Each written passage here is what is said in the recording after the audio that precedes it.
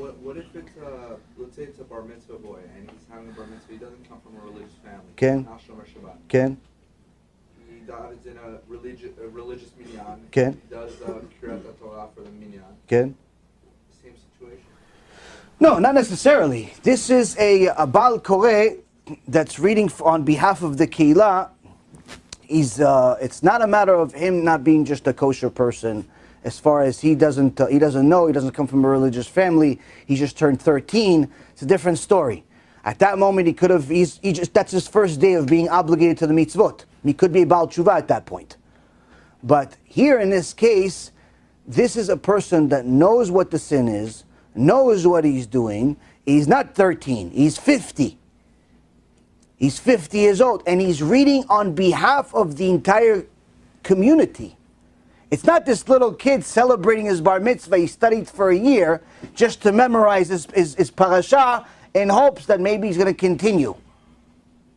It's not that. This is some guy that's already been doing this for 50 years, and he's still a rasha. He's a poshea. He's considered a poshea Israel. This is a very serious problem.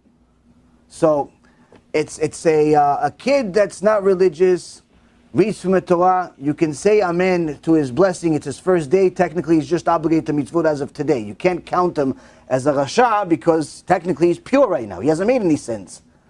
But somebody that's 50, that's been doing the same thing for all these years, that there's no leniency. No leniency whatsoever. Plus, that 13-year-old is not really reading for everybody. He's reading for himself usually.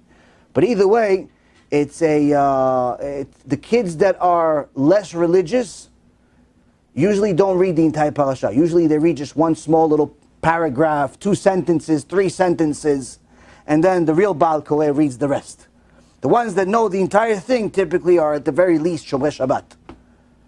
But either way, Rabotai, yes, it is important to go to a kosher shul. I know it's hard. Trust me, I have plenty of problems with shuls. There are some decent ones that exist in the world. It's hard to find them. They're more like diamonds. But the point is that you have to double check. You have to double check. The problem is not even the people. The problem is not even this Kohen that's a rasha. The rabbis are the problem. If the rabbis were real rabbis, the Kohen would never get to that point because they would never enable him to and never allow him to get to that point. The fact that he's been able to do it for so long means that they've been giving him the check mark for years. So at this point, he himself doesn't see anything wrong with what he's doing.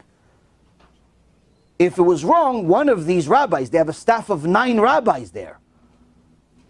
9 rabbis, 1 shul. One of them should tell him the truth, for heaven's sake. So nobody said a single thing, so why should the guy think there's anything wrong with it?